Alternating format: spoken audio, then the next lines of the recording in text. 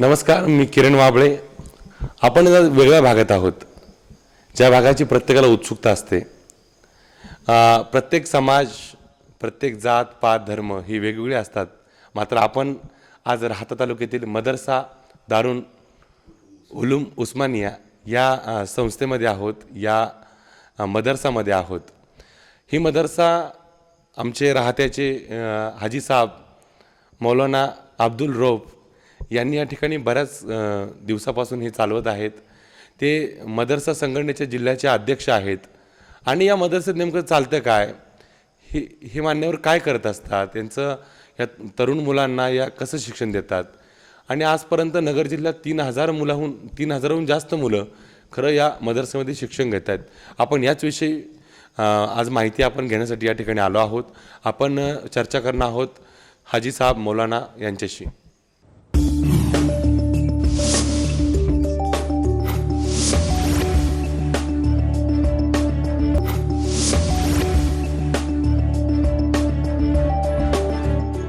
अस्सलामु अलैकुम व रहमतुल्लाहि व बरकातुहू.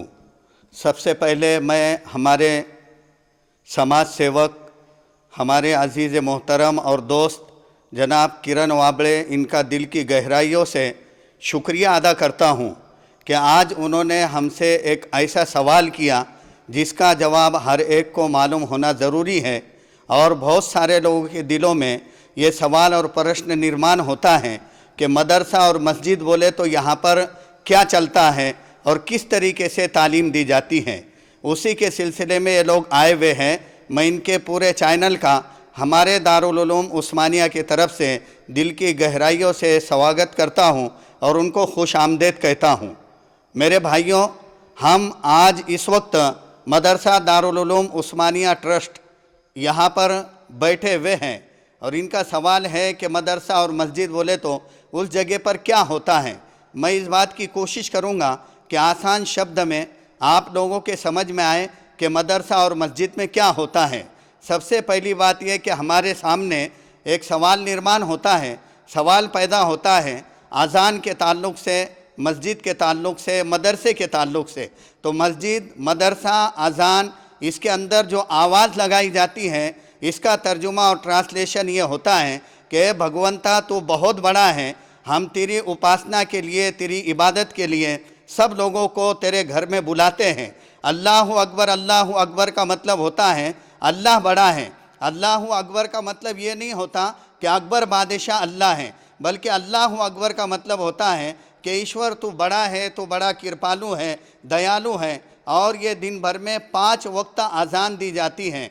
सुबह की जो अज़ान होती है ये नमाज से आधा घंटा पहले होती है. उसमें आधे घंटे का फ़र्क इसलिए रखा गया हुआ है कि लोग सोए हुए रहते हैं, सोकर उठकर आने, वज़ू करने, अपने हाथ पैर धोने के लिए जो है देर लगती है आदमी को फ्रेश होकर आने के लिए. इसलिए नमाज, सुबह की अज़ान और नमाज में आधे घंटे का फ़ासला होता है. दूसरी जो 4 नमाज़ें हैं, इसमें अज़ान और नमाज के दरमियान में सिर्फ़ 15 मिनट का फ़ासला होता है. और हमारे इस मदरसे के अंदर हमारे यहाँ के गरीब विद्यार्थी शिक्षण लेते हैं. हमारे मदरसे में इस वक्त 97 बच्चे, 97 विद्यार्थी जो हैं 24 घंटे यहाँ पर रहते हैं. उनके खाने का इंतज़ाम, उनके पीने का इंतज़ाम, उनकी पाठ्य पुस्तक का इंतज़ाम, उनके दवाखानों का इंतज़ाम. राहते के गरीब मुसलमान और बहुत सारे हमारे गरीब हिंदू भाई ऐसे हैं जो मदरसे के लिए हमको वर्गनी देते हैं. इस तरीके से हमारा ये इदारा तकरीबन 8 साल से चल रहा है, जिसको हर समाज के लोग मोहब्बत से देखते हैं, मदरसे में आते हैं और प्रेम की भावना यहाँ पर व्यक्त करते हैं. मदरसे में दिन कैसे गुज़रता है, सुबह में अज़ान के वक्त में बच्चों को उठा दिया जाता है. बच्चे सबसे पहले उठने के बाद में यहाँ पर अपने हाथ पैर मुंह धोकर साफ़ और शफ़ाफ़ होते हैं. और साफ़ सुथरे होने के बाद में मस्जिद में आकर 15-20 मिनट कुरान शरीफ की तिलावत करते हैं, यानी कुरान याद करते हैं ज़बानी. हमारे मदरसे से अभी तक के 9 बच्चों ने कुरान शरीफ मुंह पाठ करके अपने अपने इलाके में वो जो है अपने देश की और अपने मुल्क की अच्छी खिदमत कर रहे हैं. तो सुबह उठने के बाद नमाज होती है. नमाज के बाद में उनको पोहे का या गरे का नाश्ता दिया जाता है उसके बाद में 8 बजे से 12 बजे तक के बच्चों की एक टाइम की क्लास होती है, जिसमें हर क्लास में 20-20 बच्चे होते हैं और दोपहर में 12 बजे मदरसे का पहला वक्त ख़त्म हो जाता है। 12 बजे के बाद बच्चे खाना खाते हैं, उसके बाद थोड़ी देर आराम करते हैं। आराम करने के बाद में फिर दोपहर की अजान 2 बजे होती है, नमाज 2:15 बजे होती है और फिर क्लास रूम के अंदर बच्चे जाकर दोपहर की पढ़ाई करते हैं। और दोपहर में 5 बजे से लेकर 7 बजे तक के बच्चों को खेलने के लिए मौका दिया जाता है, ताकि उनकी सेहत अच्छी रहे, वो खेले कूदें। समाज में, सोसाइटी में, मदरसे में और मदरसे के आसपास में बच्चे बीमारियों से महफूज रहें, इसलिए उनको 2 घंटे खेलने की छुट्टी दी जाती है। फिर सूरज डूबते समय मगरिब की अजान होती है, बच्चे अपने हाथ पैर धोकर पढ़ाई में बैठ जाते हैं। इस तरीके से हमारा दिन भर गुजरता है। और मदरसे के लिए एक सवाल पैदा होता है कि इतना बड़ा जब मदरसे चल रहे हैं और पूरे इलाके में चल रहे हैं, तो इनका इनकम का ज़रिया क्या है? तो इनको जो है गरीब मुसलमान या मालदार मुसलमान अपने माल की जो ज़कात निकालते हैं साल में एक मरतबा, वो ज़कात के पैसे हम रमज़ान के महीने में जमा करते हैं। या कुर्बानी के मौके पर जो बकरी की कुर्बानी दी जाती है, वो बकरे के चमड़े और उसकी खाल जमा करके जो है एक जगह करके उसको बेचा जाता है। उसके खाल से जो निधि उपलब्ध होती है, उसके ज़रिए से बच्चों के दवा खाने का खर्च, बच्चों के क्लास का खर्च, खाने पीने का खर्चा जो है उनका उठाया जाता है।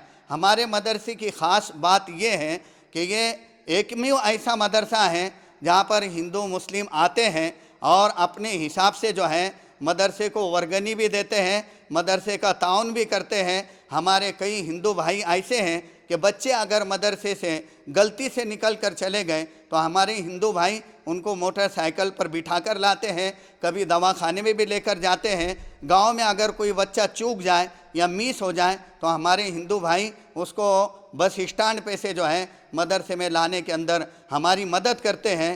ये मदरसा 8 साल से चल रहा है। ऐसे हमने लोग वर्गनी करके मस्जिद भी बनाई। आगे हमारा इरादा है कि मस्जिद के लेफ़्ट साइड को जो है बाहर निकलते वक्त जो लेफ़्ट साइड है वहाँ पर 30 बाय 150 की एक इमारत बनाई जाए, जिसमें बच्चों के रहने का, खाने का अच्छे से अच्छा इंतज़ाम हो। हमारे लिए बड़ी खुशी की बात है कि मुझे ये मालूमात देने का मौका मिला।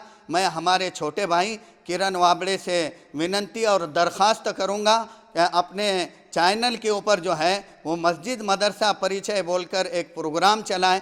उसके अंदर ये बतलाया जाए कि मस्जिदों में क्या होता है। बहुत सारे लोगों के मन में एक शंका होती है कि मस्जिद के अंदर क्या क्या सिखाया जाता है।